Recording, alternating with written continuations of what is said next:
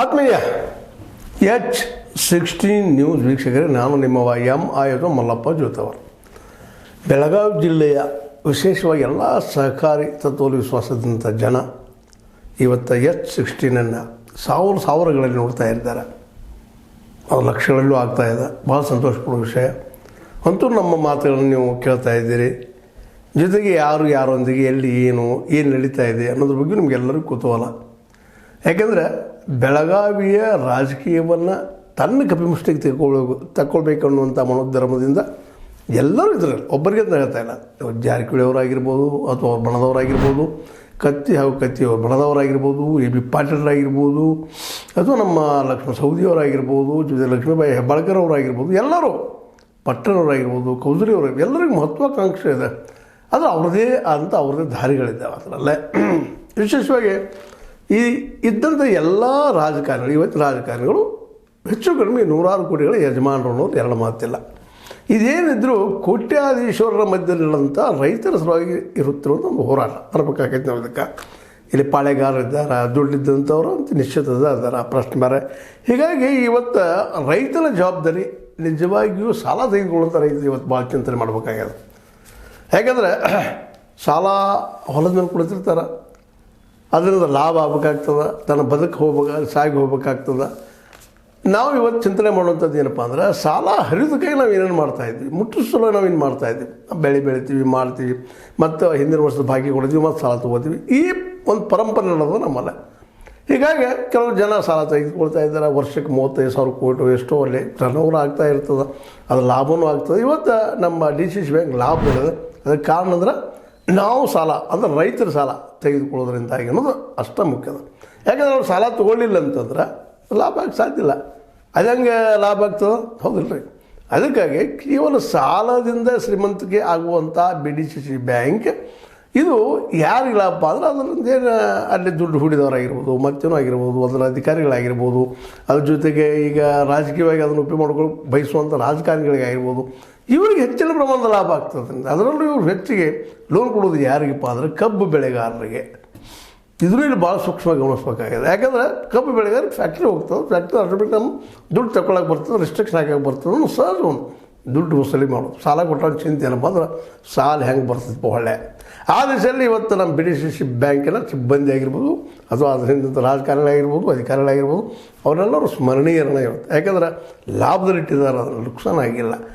ರೈತರಿಗೆ ಸಾಲ ಕೊಟ್ಟು ನುಕ್ಸಾನ ಆಗಿಲ್ಲ. ಆದರೆ ನಮ್ಮ ದೇಶದ ಪರಿಸ್ಥಿತಿ ಏನಾಗಿ ಗೊತ್ತಿಲ್ಲ. ಇವತ್ತು ಕಾರ್ಪೊರೇಟ್ರಿಗೆ ಸಾಲ ಕೊಟ್ಟು ದೇಶದ ಎದ್ದದ ಇವತ್ತು. ಅದು ನಮ್ಮ ರೈತರಿಗೆ ಕೊಟ್ಟಂಥ ದುಡ್ಡು ಇವತ್ತು ಲಾಭದಲ್ಲದ. ಇದು ಸಾಕ್ಷಿ. ರೈತರ ಈ ದೇಶನ ಉಳಿಸೋರು, ಕಾರ್ಪೊರೇಟ್ಗಳು ಈ ದೇಶವನ್ನು ಬಳಸೋರು ಅನ್ನೋದಿಲ್ಲ, ನಮಗೆ ಸಾಕ್ಷಿನದ. ಇವತ್ತು ಸ್ವತಃ ನಮ್ಮ ಮೋದಿಜಿಯವರು ಒಂದು ಕಡೆ ಹೇಳ್ತಾ ಇದ್ದಾರೆ. ಇಡೀ ದಿವಸ ಹೇಳ್ತಿದ್ರು ಅವರು, ಕಾರ್ಪೊರೇಟರ್ ಪರವಾಗಿ ಅಡ್ಡಾಡ್ತಿದ್ರು, ಮಾಡ್ತಿದ್ರು, ಇನ್ನೆಲ್ಲ ಅವ್ರ ಪರಣ ಎಲ್ಲ ಮಾಡಿದರು. ಇವತ್ತು ಫಸ್ಟ್ ಟೈಮ್ ಟ್ರಂಪ್ರಿಂದಾಗೆ ಅವ್ರು ಅಖೇಲೆ ಪನ್ ಅಂತಿಲ್ಲ, ನೀವು ತೆಗೆದು ಹೋಗೋದಂಗಾಗಿದೆ. ಮೀನನ್ನು ನೀರಿನಂತ ಹೊರಗೆ ಹೋಗೋದಂಗಾಗಿದೆ ಮೋದಿಯವರು. ಅದಕ್ಕೆ ಇವತ್ತು ಈಗಾಗಲೇ ಒಂದು 2 ದಿನಗಳ ಹಿಂದೆ ನಿಮಗೆ ಹೋಗಿ ಕೇಳಿರ್ಬೋದು ಸ್ವದೇಶಿ ಬಗ್ಗೆ, ಮತ್ತೊಂದರ ಬಗ್ಗೆ. ನಮ್ಮಲ್ಲಿಯ 90% ದುಡಿಯೋ ಮಾನವ ಶಕ್ತಿ ಐತೆ ನಮ್ಮಲ್ಲಿ. ಆ ಶಕ್ತಿಯನ್ನು ಉಪಯೋಗ ಮಾಡೋದ್ರ ಬಗ್ಗೆ ಮಾತಾಡಲಿಕ್ಕೆ ಹತ್ತಿದ್ದಾರೆ. ಇದನ್ನು 10 ವರ್ಷಗಳ ಹಿಂದೆ ಮಾಡಿದರೆ ಇವತ್ತು ನಮ್ಮ ದೇಶ ನಂದನವನ ಆಗ್ತಾಯಿತ್ತು. ಈಗಾದರೂ ಧ್ಯಾನದ ಆಯ್ತಲ್ಲ. ಅದಕ್ಕೆ ಹೇಳೋದು, ಯಾವಾಗಲೂ ಸರ್ಪದ ಬದಿಯಲ್ಲಿ, ಆ ಸರ್ಪದ ಅಡಿಯಲ್ಲಿ ಇರೋ ಕಪ್ಪೆ ಯಾವಾಗಲೂ ಅದು ಬಲಿ ಆಗೋದು ಅದಕ್ಕೆ ಅನ್ನುವಂಥ ಮಾತನ್ನು ಇವತ್ತು ಟ್ರಂಪ್ ನಮ್ಮನ್ನು ಬಲಿ ಮಾಡಿಕೊಂಡ್ರು ಅಂತ. ಇವತ್ತು ಅದಕ್ಕೆ ನಮ್ಮ ಮೋದಿಯವರು ರಷ್ಯಾ ಕಡೆ ಅಥವಾ ಚೈನಾ ಕಡೆ ನೋಡ್ತಾ ಇದ್ದಾರೆ. ಯಾವ ಪ್ರಬಲ ವೈರ್ಯ ಚೈನಾ ಅಂತಾರೆ ಅದ್ರ ಕಡೆ ಓಡುವಂಥ ಸ್ಥಿತಿಗೆ ಬಂದಿತ್ತಿದ್ದಾರೆ ಇವತ್ತು. ಇದಕ್ಕೆ ನಾವು ಹಿಂಗೆ ಆಗಬಾರ್ದು ಅಂತ BDCC ಬ್ಯಾಂಕ್ ಲಾಭ ಕೊಡೋದು. ಇದರಿಂದ ಸಾಲ ಕೊಡೋದ್ರಿಂದ ಗೊಬ್ಬರಗಳನ್ನ ಅವರಿಗೆ ರೈತರಿಗೆ ಕೊಡೋದು, ಸಾಲ ಒಬ್ಬರಿಗೆ ಕೊಡ್ತಾ ಇರ್ತಾರೆ. ಅಲ್ಲಿ ಲಾಭ ಯಾರಿಗೆ ಆಗ್ತಿರ್ತದೆ ಹೆಚ್ಚು ನನಗೆ ಇದು ನಮ್ಮ ಮೀಡಿಯೇಟರ್, ನಮ್ಮ ಏನು ಬಂದಿರೋ PKPS ಅಥವಾ ನಮ್ಮ ಸಹಕಾರ ತತ್ವದ ಬ್ಯಾಂಕ್ಗಳು. ಯಾಕೆಂದರೆ ಗೊಬ್ಬರ ತೊಗೊಂಡು ಬರ್ತಾರೆ ಕಂಪ್ನಿಗಳಿಂದ, ರೈತರು ಕೊಡ್ತಾರೆ, ಅವ್ರ ಬಿಲ್ ಅಲ್ಲೇ ಬರ್ತಿರ್ತದೆ. ಆ ಬಿಲ್ ತಗೊಳ್ಳೋದು, ಆ ಕಂಪ್ನಿಗೆ ಕೊಡೋದು, ತಾವು ಉಳಿಸ್ಕೊಳ್ಳೋದು, ಎಷ್ಟು ಉಳಿತೆ ರೈತರು ಕೊಡೋದು. ಇಂಥ ಒಂದು ಮಾಡ್ತಾ ಇವತ್ತು ಲಾಭದಲ್ಲಿದೆ. ಜೊತೆಗೆ ಅದನ್ನು ಉಪಯೋಗ ಮಾಡ್ಕೊಂಡು ಬದುಕ್ತಾ ಇದ್ದಾರೆ ಅಷ್ಟೇ ನಮ್ಮ ರೈತರು. ಅದು ದೊಡ್ಡ ಪ್ರಮಾಣದಲ್ಲಿ ಅಲ್ಲ. ಈಗ 100 ಎಕರೆ 50 ಎಕರೆ ಇದ್ದಂಥವ್ರು ಒಳ್ಳೆಯ ಜೀವನ ಮಾಡ್ತಾ ಇರ್ಬೋದು. ಬಟ್ 1 ಎಕರೆ 2 ಎಕರೆ ಇದ್ದವ್ರಿಗೆ ಅದೇನಂತ ಹರತಾಳ ಜೀವನ ಅಂತಾರೆ. ಅದಕ್ಕೆ ಏನಪ್ಪ ಅಂದ್ರೆ ಅಲ್ಲಿದ್ದಲ್ಲಿ ಕಾಶಿ ಪಡ್ಕೊತ ಹೋಗುವಂಥದ್ದು. ಮೇಲೆ ಇರೋಂಗಿಲ್ಲ, ಕೆಳಗೆ ಇಳಿಯೋಂಗಿಲ್ಲ. ದೊಡ್ಡದೊಂದು ರೋಗ ಬಂತಪ್ಪ ಅಂದ್ರೆ ಒದ್ದಾಡಿ ಹೋಗುವಂಥ ಪರಿಸ್ಥಿತಿ. ಇದು ಪ್ರತಿಯೊಬ್ಬ ರೈತನ ಪರಿಸ್ಥಿತಿ ಆಗಿದೆ.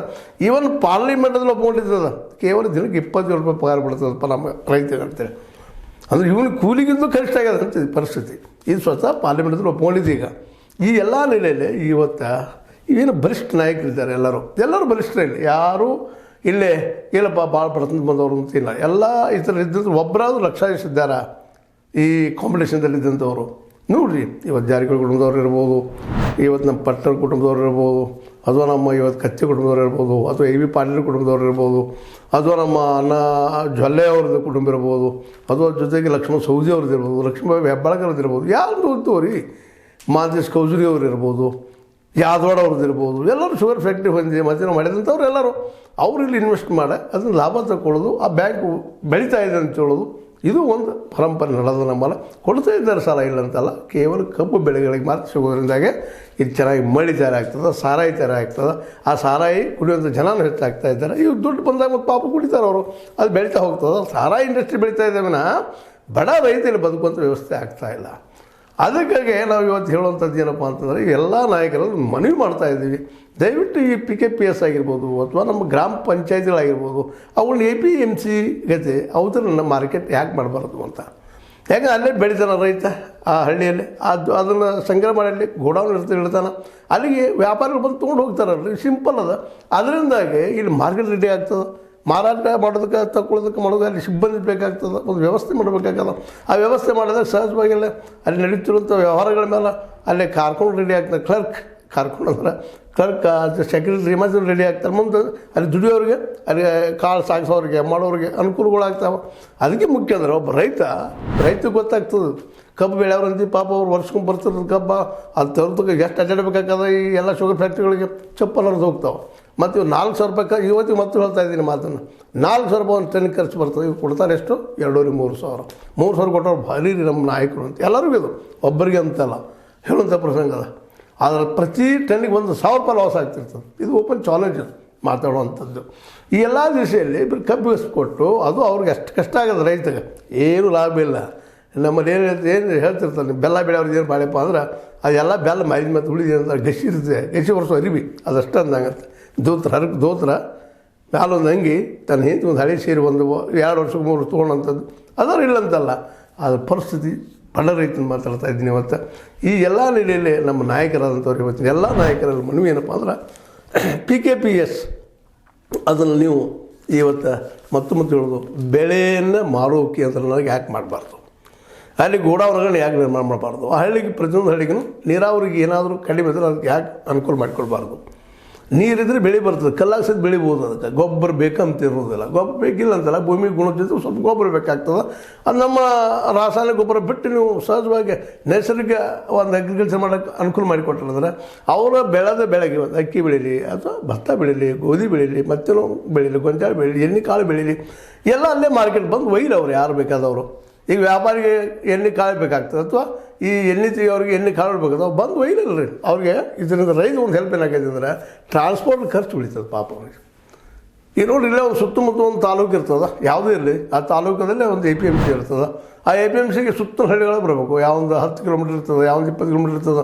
ಬೆಳಗ್ಗೆ ಏಳಬೇಕು, ಚಕಡ್ಯಾಗೋ ಅಥವಾ ಟ್ರ್ಯಾಕ್ಟರ್ಗೆ ಹೇರ್ಕೋಬೇಕು, ಬರಬೇಕು, ಇಲ್ಲಿ ಇಡಬೇಕು. ಇಟ್ಕೊಳ್ಳೆ ಕೆಲವೊಮ್ಮೆ ಏನಾಗ್ತದಪ್ಪ ಅಂದ್ರೆ ರೇಟ್ ಅವತ್ತು ಬರೋದಿಲ್ಲ, ಇನ್ನೊಂದು 2 ಸ್ಪೀಡ್ ಅಂತ ಹೇಳ್ಕೋಬೇಕು. ಆ ಕಾಲಿನ ಮೇಲೆ ಆ ಬರೋಸ್ ಮೇಲೆ ಇವ್ರು 2 ರಂಗ 3 ಬಡ್ಡಿ ಹಂಗೆ ಇವ್ರಿಗೆ ಪಾಪ ಮತ್ತೆ ರೈತ ಸಾಲ ಕೊಡ್ತಾರೆ. ಅಲ್ಲೇ ಅದ ದಲಾಲಿ ವ್ಯವಸ್ಥೆಯಲ್ಲಿ 2-3% ಮಾರಿದ ಕೊಡೋದು ಮಾರೋದು ರೇಟ ಜನ ಹೋದಾಗ ವೇತು ಕಡಿಮೆ ಬರ್ತೀರಿ, ಹಗುರ ಆಗ್ತಿರ್ತದೆ, ಅದು ಪೆಟ್ಟು ಬೀಳ್ತದೆ. ಹೀಗಾಗಿ ಎಷ್ಟೆಷ್ಟು ಸಾಧ್ಯ ಅಷ್ಟು ಹರಿದು ತಿನ್ನುವಂಥ ವ್ಯವಸ್ಥೆ ಇಲ್ಲದ ರೈತಗೆ. ಅದು ಅಲ್ಲೇ ಅವ್ನು ಹಳ್ಳಿಯಲ್ಲಿ ಆತಪ್ಪ ಅಂದ್ರೆ ಅಲ್ಲೇ ಅವ್ನು ಕಣ್ಣು ಮುಂದೆ ಇರ್ತದೆ, ಕಾಳು ಅಲ್ಲೇ ಇರ್ತಾವೆ. ಮತ್ತು ಈಗ ಹಿಂದಿನ ಎಪಿಸೋಡಲ್ಲಿ ಹೇಳಿದ್ದೀನಿ, ಒಬ್ಬ ರೈತ ಒಬ್ಬ ಮನ್ಯಾಗ ಒಂದು 10 ಕ್ವಿಂಟಲು 20 ಕ್ವಿಂಟಲು ಗೋಧಿ ಜೋಳ ಮತ್ತು ಇಡೋಕ್ಕೆ ಸಾಧ್ಯ ಇಲ್ಲಂಥ ಪರಿಸ್ಥಿತಿ. ಎಷ್ಟು ಇರ್ತಪ್ಪ ಅವ್ನು ಗುಡಿಸಲ ಭಾಳ ಅದಾವ.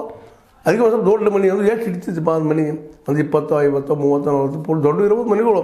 ಅಲ್ಲಿ ಕಾಳಿಡಾಗಿ ಜಾಗ ಇರೋದಿಲ್ಲ, ಅವ್ನ ಮನೆಯ ಮಂದಿಗೆ ಮಕ್ಕಳಾಗಿ ಜಾಗ ಇರೋದಿಲ್ಲ, ಒಂದು ಕಾಲಲ್ಲಿ ಹೇಳ್ತಾರೆ, ಒಂದು ದನಕರನ್ನು ಕಟ್ಟಬೇಕಾಗಲ್ಲ, ಆ ಶೆಡ್ ಆಗಿಲ್ಲ. ಇವೊಮ್ಮೆ ಹೋಗಿರೋಲ್ಲ ವಿಚಾರ ಮಾಡುವಂಥ ವಿಷಯಗಳಿದ್ದಾವೆ. ಈ ದಿಶೆಯಲ್ಲಿ ಅಲ್ಲಿಯೇ ಗೋಡೌನ್ ಕಟ್ಟಿ ಮಾರ್ಕೆಟ್ ಮಾಡಿಸಿದರೆ ನಿಶ್ಚಿತವಾಗಿಯೂ ನಮ್ಮ BDCC ಇಡೀ ರಾಷ್ಟ್ರದಲ್ಲಿನ ಒಂದು ಆದರ್ಶ ಆಗ್ತದೆ ನಿಶ್ಚಿತವಾಗಿ. ಯಾಕಪ್ಪ ಅಂದರೆ ಇಡೀ ದೇಶದಲ್ಲಿ ಯಾರೂ ಮಾಡಿಲ್ಲ, ಇದನ್ನು ಎಲ್ಲೂ ಮಾಡಿಲ್ಲ. ಇದು ಪ್ಲ್ಯಾನ್ ಇಡೋಣ. ಈ ಅದಾನಿದ್ದಂಥ ವ್ಯಕ್ತಿ ಒಂದು ದೊಡ್ಡ ಗುಡಾನುಗಳನ್ನ ಮಾಡಿಸಿ ಇಡೀ ಎಲ್ಲ ಲಾಸ್ಟ್ ಟೈಮ್ ಮಾಡಿದ್ದದ 3 ಕಾರ್ಯಕ್ರಮ ಯಾಕೆ ಮಾಡಿದ್ರೆ ನಿಮ್ಗೆ ಸ್ವಸ್ಥದ ತೊಗೊಂಡು ಹೋಗೋದು ತನ್ನ ಗೋಡೌನ್ ಇಟ್ಕೊಂಡು ಮಾರ್ಕೆಟ್ ಬಂದಾಗ ಮಾರುವಂತ ಮಾಡಿದ್ದ ಅದು ದೊಡ್ಡ ಪ್ಲ್ಯಾನ್ ಇತ್ತು. ಅದನ್ನ ಇವತ್ತು ಇಂಟರ್ನ್ಯಾಷನಲ್ ಮಾರ್ಕೆಟ್ ಇದನ್ನ ಮಾಡ್ತಾ ಇದ್ದಾರೆ. ನಡಿಕೆ ವ್ಯಾಪಾರಿಗಳು ಏನು ಬಂದು ನಾವು ಗೋಡೌನ್ ಕಟ್ತೀವಿ ಅಂತ.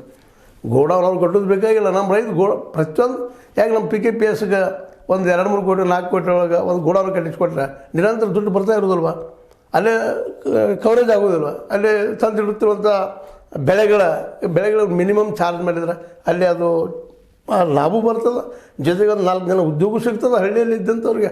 ಅಲ್ಲೇ ಒಂದಿಷ್ಟು ಏನಪ್ಪ ನೀರಿನ ವ್ಯವಸ್ಥೆ ಆದರೂ ನೀರಾವರಿ ಮಾಡ್ಕೊಳ್ಳಿಕ್ಕೆ ಅನುಕೂಲಗಳಾಗ್ತವೆ, ಒಂದು ಸಂಬಂಧಗಳು ಇದಾವಲ್ಲೇ. ಮತ್ತು ಮಾರ್ಕೆಟ ಹಳ್ಳಿ ಮಟ್ಟದಲ್ಲಿ ಬೆಳೀತದೆ. ಇದನ್ನ ಗಾಂಧೀಜಿಯವರು ಹೇಳ್ತಾ ಇರೋದು. ಇವತ್ತು ಮೋದಿಯವರು ಇದಕ್ಕೆ ಬಂದು ನಿಂತಿದ್ದಾರೆ. ಇವತ್ತು ಒಮ್ಮೆ ಎಲ್ಲ ವಿಚಾರ ಮಾಡಿ ಮೋದಿಯವರು ಮಾತಾಡಿದ ಮೊನ್ನೆ ವಿಷಯ ಅದು ಒಮ್ಮೆ ಚರ್ಚೆ ಮಾಡೋಣ. ಈ ವಿಷಯದಲ್ಲೇ ನಮ್ಮ ಈ ಜಿಲ್ಲೆಯ ನಾಯಕರು ಇಲ್ಲ ಅವ್ರನ್ನ ಟೀಕೆ ಮಾಡೋದು ಏನಿಲ್ಲ, ಪಾಪ ಸಹಜದ ಅಧಿಕಾರ ಬೇಕಾಗಿದೆ ಅವ್ರಿಗೆ, ಅಧಿಕಾರ ತೊಗೊಳ್ಳಿ ಅವರು. ಆದರೆ ಈ ಕೆಲಸ ಮಾಡಿದ್ರೆ ನಮ್ಮ ರೈತರು ಎದ್ದಂತಾರೆ. ಇದು ರೈತರು ವಿಚಾರ ಮಾಡೋದು. ಯಾಕಂದರೆ ಅವ್ರು ಹೊಟ್ಟೆ ಮೇಲೆ ಬಿಡಿದ ಕೆಲಸಗಳು ನಿರಂತರ ಆಗ್ತಾ ಬಂದದ್ದು ಇತಿಹಾಸ ತುಂಬ. ಇದು ಮತ್ತು ಹೊಟ್ಟೆ ಮೇಲೆ ಬಿಡಿದ ಕೆಲಸ ಸಾಲ ಕೊಡ್ತೀನಿ, ಸಾಲ ಬೇಡ್ರಿ, ನಾವು ಉದ್ಯೋಗ ಇಂಪ್ರೂವ್ ಮಾಡ್ತೀವಿ, ನಮ್ಮ ಇದು ಬೆಳೆದ ಬೆಳೆಗೆ ಬೆಲೆ ಸಿಗಿಲ್ಲ ನಮಗೆ, ಅದು ಮಿನಿಮಮ್ ಅವ್ರ ಬದುಕುವಂಥದ್ದು ಕಾನೂನು ಆಗಲಿ ಅಂತ ಕೇಳ್ತಾ ಇದ್ದಾರೆ. ರೈತರಿಗೆಲ್ಲ ಬೇಕಾಗಿದೆ ಕೊಡೋರು ಯಾರು. ಯಾಕಂದ್ರೆ ಅವ್ರಲ್ಲಿ ಒಗ್ಗಟ್ಟಿಲ್ಲ, ಕೂಡಿ ತಮ್ಮದೇ ಅಂತ ಒಂದು ಸಂಘಟನೆ ಮಾಡ್ಕೊಂಡು ಹಿಂದೊಮ್ಮೆ ಆಗಿತ್ತು. ಬಾಬಾಗೌಡರ ಕಾಲಕ್ಕೆ, ನಮ್ಮ ಏನಪ್ಪ ರುದ್ರಪ್ಪ ಅವ್ರ ಕಾಲಕ್ಕೆ, ನಮ್ಮ ಅದೇ ಕಾಲಕ್ಕೆ ನಂಜುಂಡ ಸ್ವಾಮಿ ಅವ್ರ ಕಾಲಕ್ಕೆ ಒಂದೇನೋ ಮಾಡ್ಬೇಕಂತೇಳಿ ಅದು ಹೋಗಿಬಿಡ್ತು. ರಾಜಕೀಯ ಜನ ಅಲ್ಲಿ ಬರಲಿಕ್ಕೆ ಆಗಲಿಲ್ಲ, ಅದನ್ನು ಅಲ್ಲೇ ಸ್ನಬ್ ಮಾಡಿಬಿಟ್ರೆ ಅವರು ನಮ್ಮೆಲ್ಲ ಬುದ್ಧಿವಂತ ಜನ. ಅದಕ್ಕಾಗಿ ಈ ಸಲ ಆದರೂ ನಮ್ಮ BDC ಎಲ್ಲ ಈಗೇನು ಕಾಂಪಿಟೇಷನ್ ಮಾಡ್ತಾ ಇದ್ದಾರಲ್ಲ ಅವರು ಈ ದಿಶೆಯಲ್ಲಿ ಇದನ್ನು ಮೇನ್ ಇಶ್ಯೂ ಮಾಡಿಕೊಂಡು ಯಾಕೆ ಈ ಚುನಾವಣೆ ಎದುರಿಸಬಾರ್ದು ಅಂತ ಹೇಳ್ತಾ ಸುಮ್ಮನೆ ಇದನ್ನು ನಿಮ್ಮ ಜೊತೆ ಚರ್ಚೆ. ಅದನ್ನು ರೈತರು ಇದನ್ನು ನೋಡ್ಬೇಕಾಗಿದ್ದು ಭಾಳ ಮುಖ್ಯ ಅದ. ದಯವಿಟ್ಟು ಇದು ನೋಡಿ ನಿಮ್ಗೆ ಏನು ಅನಿಸ್ತದೆ ಹೇಳ್ರಿ, ತಿಳಿಸ್ರಿ. ನಮ್ಮ ತಪ್ಪಿದ್ರೆ ಟೀಕೆ ಮಾಡಿರಿ, ಏನು ತಪ್ಪಿಲ್ಲ. ಯಾಕೆ ಟೀಕೆ ಬೇಕು, ವಿಮರ್ಶೆ ಬೇಕು, ಇದು ಪ್ರಜಾಪ್ರಭುತ್ವ ಅಂತ ಹೇಳ್ತಾ ನಿಮಗೆ ಲೈಕ್ ಮಾಡಿ, ಶೇರ್ ಮಾಡಿ, ಕಮೆಂಟ್ ಮಾಡಿ, ಜೊತೆಗೆ ಸಬ್ಸ್ಕ್ರೈಬ್ ನಿಲ್ಲಿಸಬೇಡ್ರಿ. H60 ನ್ಯೂಸ್ ಅರ್ಥಾತ್ ಸಿದ್ದರಾಮಯ್ಯದು ಸತ್ಯದಕ್ಕಾಗಿ ವಂದನೆಗಳು.